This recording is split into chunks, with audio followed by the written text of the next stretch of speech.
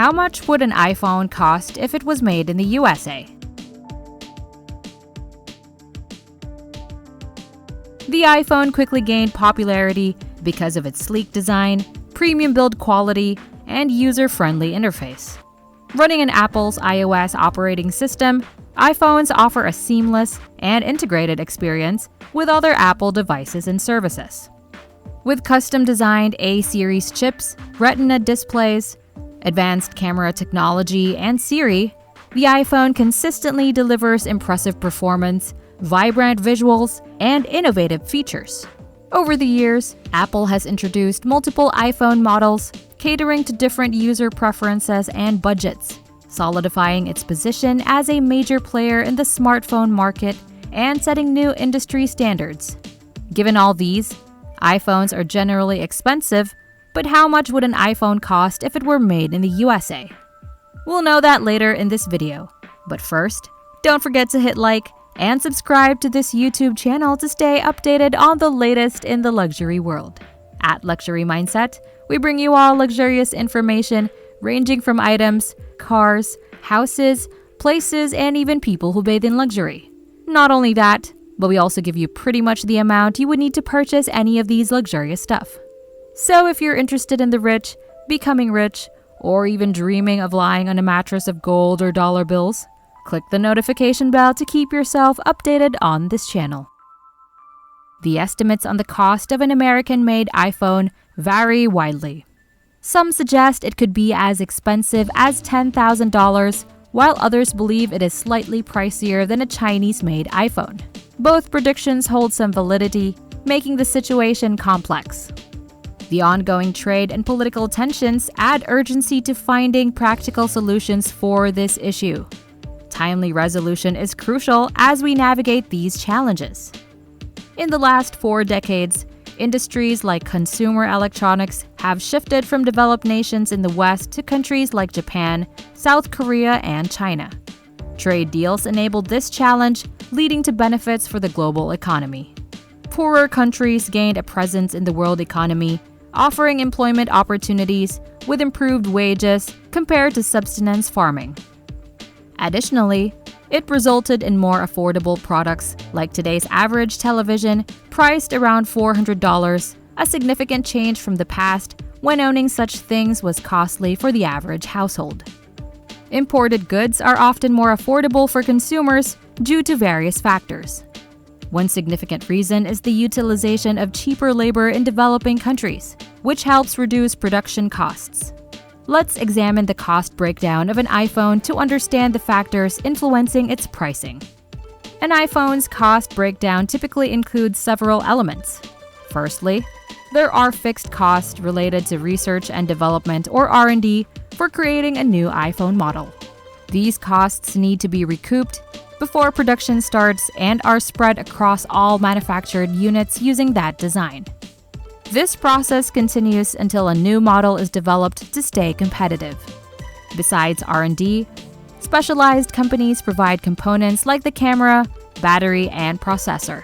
Then, there are labor costs. For example, in 2016, a Foxconn factory in Zhangzhou, China, employed around 350,000 workers and produced approximately 500,000 iPhones daily. It took roughly 17 man-hours to complete one iPhone from raw materials and components. The cost includes the manufacturer's profit component. Major phone companies typically outsource manufacturing to firms like Foxconn, Celestica, and TDK, rather than producing phones themselves. Relocating manufacturing onshore has significant implications on the final phone price due to various factors. Companies increase phone prices beyond manufacturing costs to ensure profits for their shareholders. Additional expenses like shipping, taxes, and profit margins are included in the consumer price. Changing a variable, like labor costs, can notably impact the price. For example, moving iPhone production to the US would add $221 to the price due to higher labor costs. While owning an American-made phone may appeal to some buyers, past consumer behavior favored foreign imports as status symbols. Despite investments by Foxconn in US manufacturing projects, many were abandoned, possibly due to pandemic and economic factors. Most consumers might not be willing to pay extra for an American-made phone, even if they support local industries. Moving manufacturing to the US involves considering factors like skills and infrastructure, as highlighted by Tim Cook. The iPhone's components are currently manufactured in various countries like Taiwan, Vietnam, India, and China. Importing individual electronic components into the US would be less efficient and more costly than importing completed products. Although there might be some offset in reduced transport costs within America, iPhones are sold worldwide, including in markets like China, where consumers are price-sensitive due to their economic situation.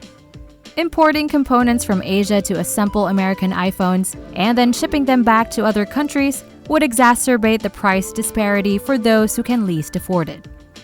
Some automobile manufacturers like BMW have established plants in locations other than their home country to avoid shipping costs and import duties.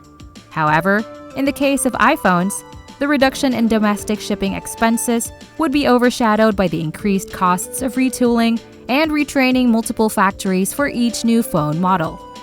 Even if iPhones were entirely assembled in America using components made locally, this approach wouldn't make the supply chains less fragile or protect against potential actions from hostile governments. Moving everything onshore would lead to skyrocketing prices. Although domestic shipping expenses might decrease, manufacturing all components locally would be a major challenge due to the shortage of skilled workers with the necessary expertise, as many of these skill sets are no longer widely available in the US. While substantial investment in research, development, and training could potentially make this shift feasible, it would come at a high cost. Moving all manufacturing processes onshore poses significant economic challenges and may not provide the desired results. Training a new workforce and persuading them to leave their current jobs would indeed be a major challenge for any company. The increased labor costs involved in local component assembly would further raise production expenses, affecting overall component costs. While costs might decrease in the long run with established infrastructure and trained workers, the short-term scenario could resemble the high prices of TVs from 4 decades ago. Established businesses prioritize keeping stakeholders satisfied and often face limitations in making large, risky investments that may take decades to break even. Maintaining the status quo aligns with their objectives. Wages have been a critical factor in these considerations, and potential changes on the horizon could impact labor costs and other manufacturing aspects. However, businesses must cautiously assess these potential changes and navigate the challenges they may present. When setting prices, there are so many things to consider. However, most companies tend to minimize cost while maximizing profit, hence their choices in factories, materials, and more. Well, if an iPhone is made in the US, would you get yourself one? Prices may be higher though, but do you think it'll be worth it? Share your thoughts in the comments. And if you enjoyed this video, please click the notification bell to stay updated with the latest in the luxury world. Only here at Luxury Mindset.